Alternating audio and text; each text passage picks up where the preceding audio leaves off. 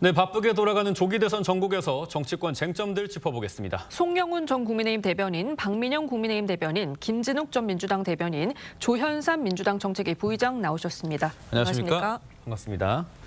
네, 조금 전에 보수 진영 대선 잠룡으로 꼽힌 유승민 전 의원이 국민의힘 경선에 참여하지 않겠다라고 밝혔습니다. SNS 글을 좀 살펴보면요. 당이 기득권에 집착하고 있다.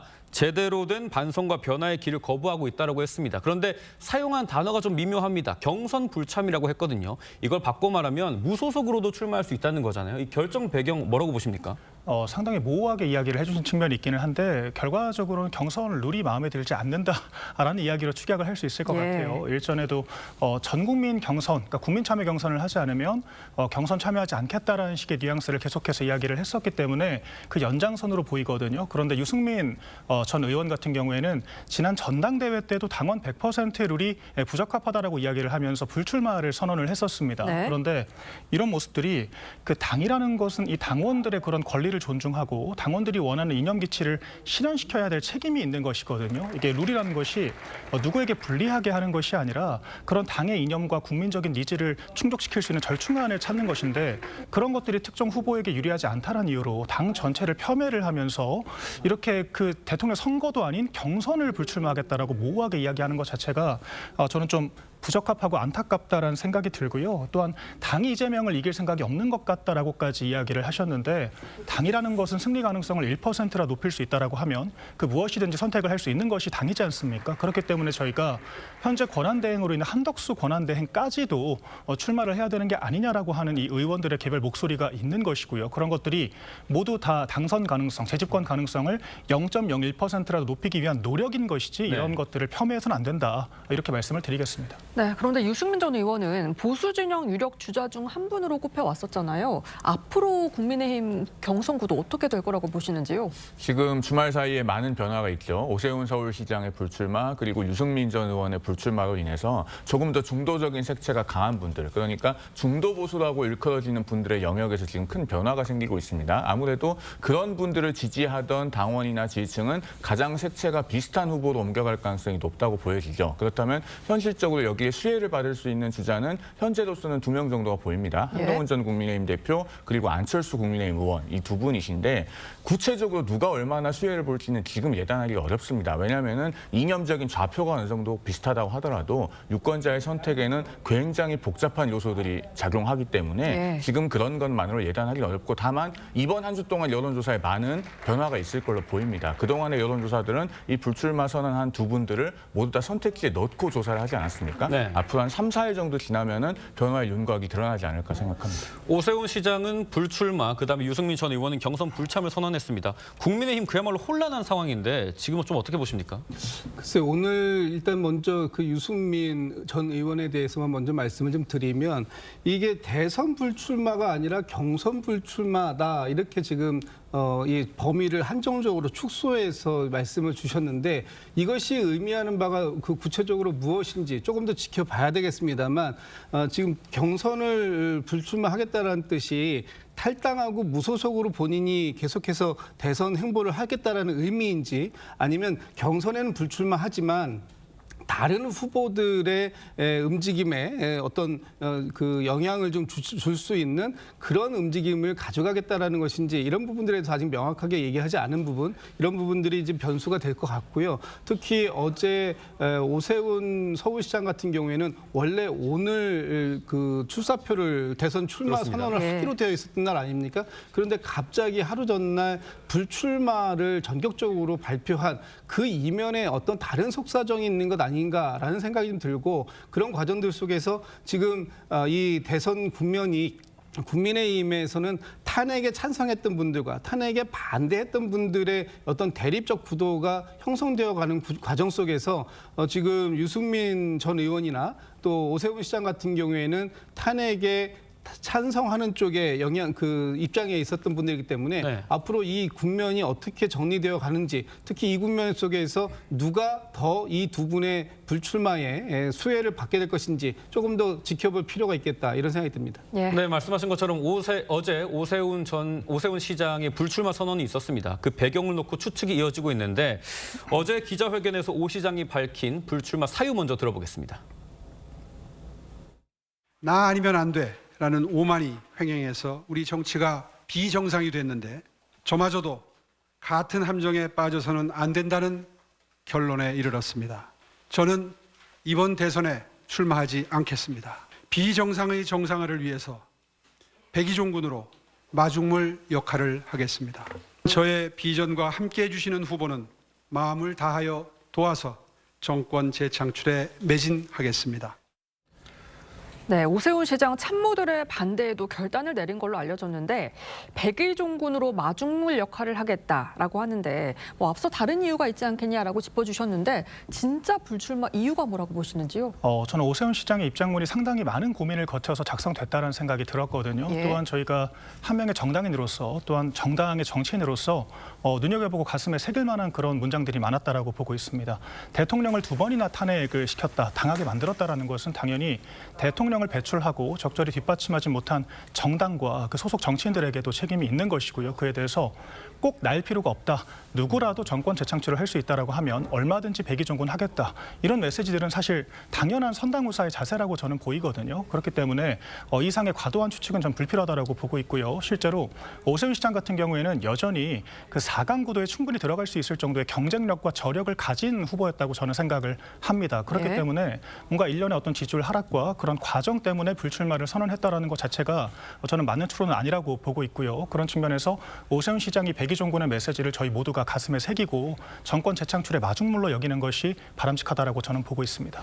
네, 오세훈 시장은 탄핵 찬성과 중도 지향성 때문에 나름의 경쟁력을 갖춘 후보로 꼽혔는데 민주당에서는 명태균 게이트 관련 수사나 받아라 이러면서 불출마의 원인을 명태균 게이트로 콕 집으셨는데 이거는 명태균 게이트 리스크 말고는 다른 이유가 없다 이렇게 보셔서 그런 건가요?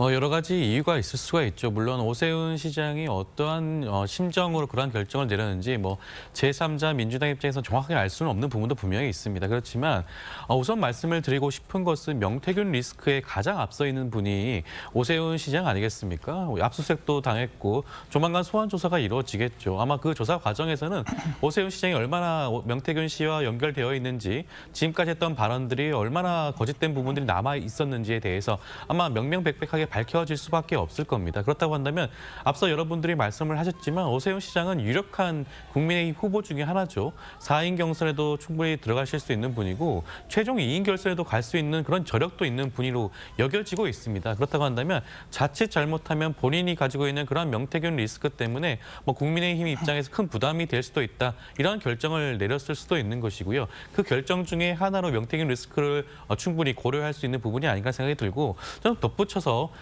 최근에 그 오세훈 시장이 불출마 선언하기 직전에 한덕수 총리에 대한 추대론이 굉장히 불거지고 있지 않겠습니까? 네. 국민의힘 의원들이 다수가 그런 의견을 발표할 예정도 있었죠. 그렇다고 한다면 저는 한덕수 총리 추대론도 하나의 원인도로 작용하지 않았을 거라는 생각도 듭니다.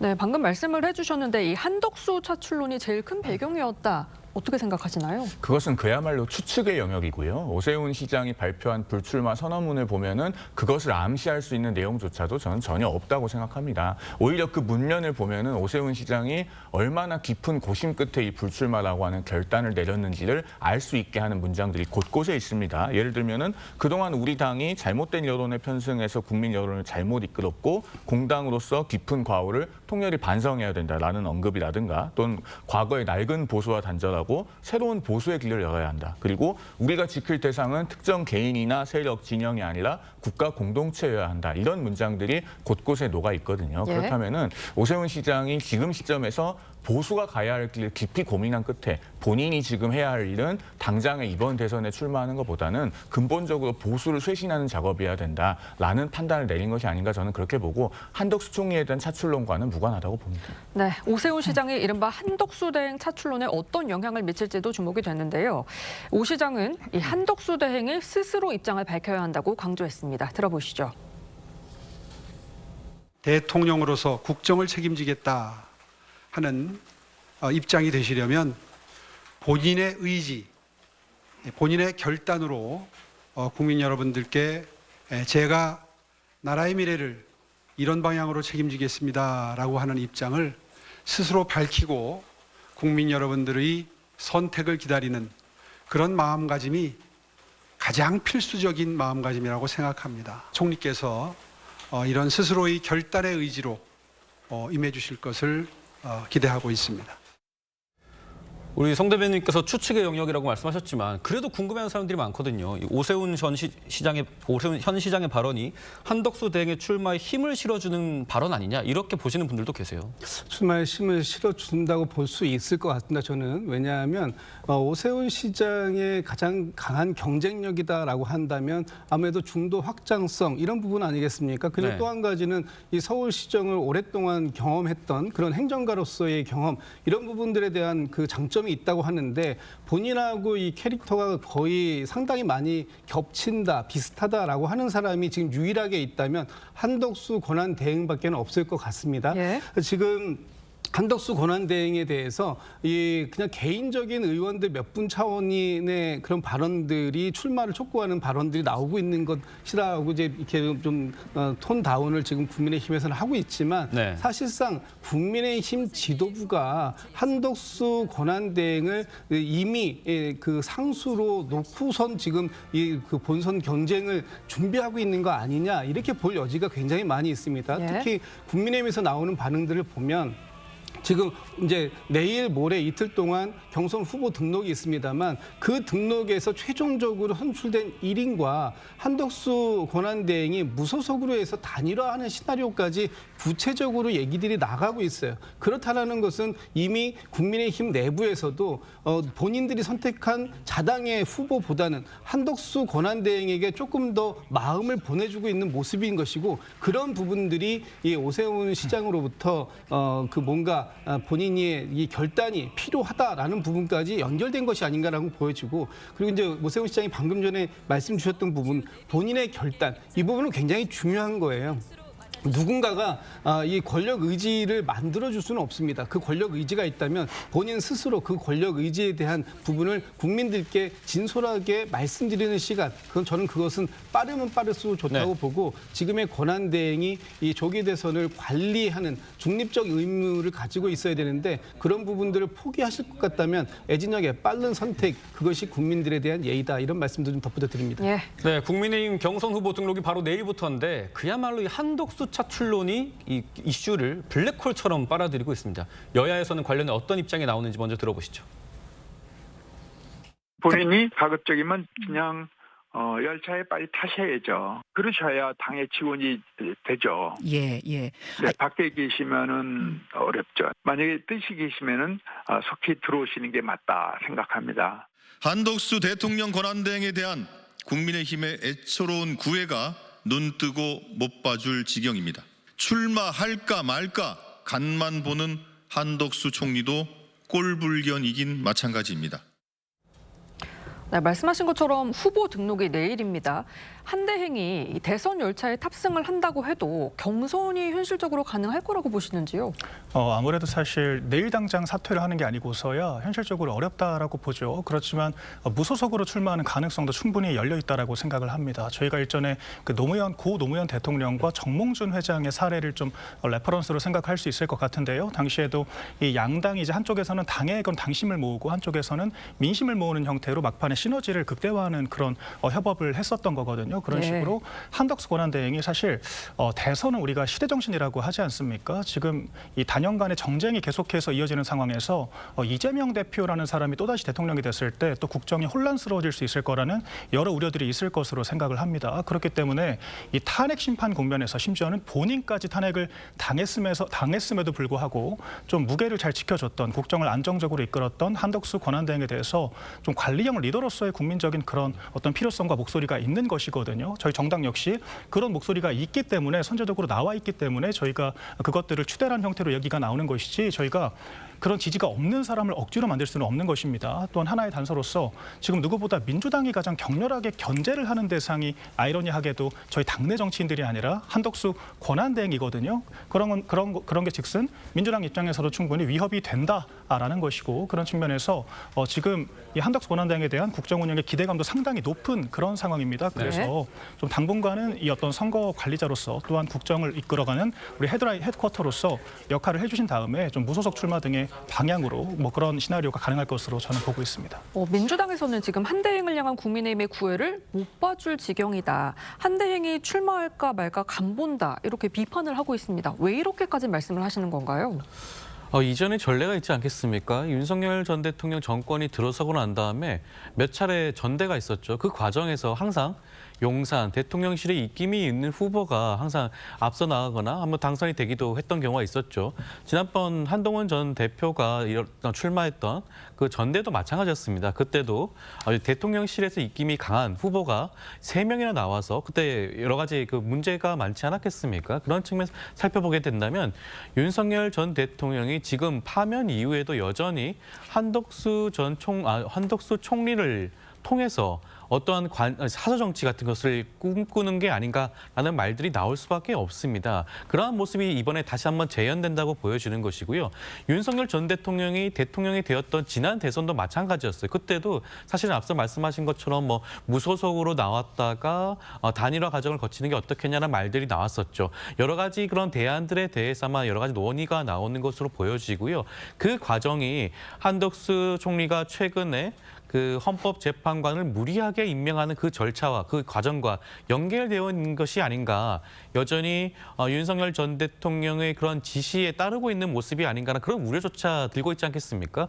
그리고 한덕수 총리는 그 무엇보다도 이번 비상계엄과 내란 행위에서 책임에서 벗어날 수가 없는 분입니다. 당시 국무회의에 참석했던 분이고요. 그 비상계엄을 막지도 못했습니다. 그 이후에 했던 행보조차도 윤 전 대통령의 뜻과 함께하는 모습을 많이 보였죠. 그런 총리에 대해서 여전히 구애한다는 모습 자체가 국민의힘 내부에도 다수의 후보가 있음에도 그런 행동을 하는 자체가 여전히 윤 전 대통령이 기대고 있는 국민의힘 모습이 아닌가라는 부분을 지적할 수밖에 없는 것 같습니다. 제가 짧게만 좀 반박을 드리자면 그 내란 행위에 대해서 민주당에서 탄핵 소추를 해서 실제 헌법재판소에서 평의를 거치지 않았습니까? 그런데 그 내란 행위 관련해서 문제가 있다라고 얘기한 헌법재판관은 단 한 명도 없었던 것이고요. 결론적으로 1대7로 기각되면서 민주당이 완패했다는 사실을 제가 짚어드리겠습니다. 네, 지금부터는 상대적으로 잠잠하게 진행 중인 민주당 상황 짚어보죠. 출마 선언 후에 첫 주말을 맞은 이재명 전 대표. 고향 방문으로 일정을 시작했습니다. 경북 안동의 부모 선영을 참배했고 10일에 선종한 두봉주교 빈소를 찾아 조문을 했는데 내일부터 본격적으로 이 일정에 돌입을 합니까? 지금 이미 경선 캠프는 꾸려졌고 뭐 언론에도 공지가 된 상황입니다. 이제부터 그 이재명 예비 후보는 뭐 이제 거침없는 이 본격적인 행보를 할 수밖에 없는 상황이고요. 그 중에서 이제 출마 선언을 영상으로 하고 그 바로 다음 날 기자 간담회를 통해서 비전을 발표하고 또 캠프 구성을 확인했습니다. 그 다음에 그 바로 다음 날 그 경북에 있는 본인 고향의 선영까지 이렇게 인사를 하고 왔다라는 것은 이제 본격적인 출마 선언을 뒤로 하고 앞으로 계속해서 이 경선 준비를 하고 본격적으로 하겠다라는 그런 의미로 해석할 수밖에 없을 것이고 지금 이재명 경선 후보 예비 후보가 어떠한 경선 룰을 가지고 그 경선을 치르게 될지 지금 이제 오늘 내일까지 지금 전당원 투표를 진행하고 있는 상황입니다. 저희 지금 민주당에서는 이 당심 50%, 민심 50%의 경선 룰을 이번에 그 대통령 경선에서 특별 당규로 지금 바꾸는 개정하는 작업을 지금 진행하고 있는데 그 과정이 완료되는 내일 오후 시점이 되면 아마도 이제 본격적인 일정을 하지 않을까 이렇게 예상을 하고 있습니다. 네, 그야말로 압도적인 민주당 내 경선 후보지만 그럼에도 불구하고 이재명 후보에게 숙제는 남아 있습니다. 관련해 미국 외교 전문지가 당선 가능성이 이재명 대표가 높지만 회의적인 중도층을 설득해야 한다 이렇게 쓴소리를 했습니다. 이게 좀 어떤 의미가 있을까요? 이런 부분을 굉장히 유심히 봐야 되는데요. 그러니까 미국의 조야가 다른 나라의 선거 상황 그리고 정치인에 대해서 논평을 할 때 사실 미국 국무부가 직접 할 수 없지 않겠습니까? 네. 예전 간섭에 해당하죠. 그런데 이런 외교 전문지를 통해서 견해를 밝히는 것, 우리 입장에서는 대단히 예의주시해야 됩니다. 사실 지난 12월 7일에 어떤 일이 있었습니까? 민주당 주도로 발의된 1차 탄핵소추안에서 이른바 가치 외교라는 미명하에라는 표현까지 써가면서 한미일의 긴밀한 협력을 문제 삼고 북중러를 적대시했다고 하면서 그것을 탄핵 사유로까지 삼지 않았습니까? 네. 그런 것을 익히 미국에서 잘 알고 있고 또 이재명 대표는 과거에 해방 후에 한반도에 들어온 미군을 점령군이라고까지 표현했어요. 이런 것도 미국에서 아주 잘 파악하고 있을 겁니다. 그렇기 때문에 미국에서 보기에 이재명 대표는 당선 가능성이 있다고 하더라도 굉장히 위험한 인물이라고 하는 시각을 가질 수밖에 없는 것이고 그런 것이 행간에 표현된 것이 이번 지적이다 이렇게 볼 수가 있겠습니다. 예. 즉 만약에 나아가서 이재명 대표가 대통령이 되는 상황이 발생한다면 앞으로 트럼프 대통령과의 그 관세 협상 우리에게는 잠시 유예되어 있는 것일 뿐이지 네. 피해갈 수 없는 것 아니겠습니까? 그런데 미국 쪽에 이런 부정적인 인식이 드러난 상황이라면 앞으로 관세 협상도 대단히 어려워지고 우리 경제까지 파급 효과가 크게 미치지 않겠는가라는 생각이 듭니다. 네, 이런 가운데 약 3시간 전인 오전 11시에는요. 친문계 적자로 꼽히는 김경수 전 경남지사가 세종시청에서 대선 출마를 선언했습니다. 각오부터 들어보시죠. 저 김경수 역시 인수위 없이 출범한 문재인 정부에 함께한 경험이 있습니다. 국민의 정부, 참여정부 청와대도 함께했습니다. 지방정부 운영 경험도 갖고 있습니다. 입법과 행정, 국정 경험을 모두 갖고 있는 유일한 후보입니다. 그인들의 어깨 위에서 배운 통합과 연대의 경험과 비전이 있습니다. 자, 오늘 출마 선언까지 해서 민주당의 대선 후보는 이재명 전 대표, 김동연 경기지사, 김경수 전 경남지사와 김두관 전 의원까지 4파전으로 윤곽이 잡혔습니다. 그런데 이번 경선은 뚜렷한 쟁점이 없을 거다, 재미가 없을 거다 이런 얘기도 있는데 좀 어떻게 보십니까? 저는 그렇게 보지 않습니다. 어쨌든 민주당의 경선도 이미 이제 시작이 되면 뭐 각자 경선에 참여하는 후보들이 본인들의 장점과 상대의 단점을 많이 얘기할 수밖에 없는 상황이 되고요. 그러다 보면 당연히 경선은 뜨거워질 수밖에 없습니다. 특히 이번과 같이 시간이 별로 없다고 하지만 그렇다고 하더라도 TV 토론이나 아니면 여러 번의 그 토론들이 준비되어 있고 그 과정 속에서 생각지 못했던 의외의 변수들이 나올 수밖에 없는 상황도 있을 수 있거든요. 그렇기 때문에 뭐 민주당의 경선은 이미 확정된 후보를 추대하는 방식이 될 것이고 국민의힘의 경선은 굉장히 역동적일 것이다라고 지금 생각들을 하시는데 네. 그 결과는 조금 더 지켜보실 필요가 있겠다 이런 말씀 좀 드리고 싶습니다. 네, 지금까지 정치권 쟁점 짚어봤습니다. 네 분 말씀 여기까지 듣겠습니다. 감사합니다. 감사합니다.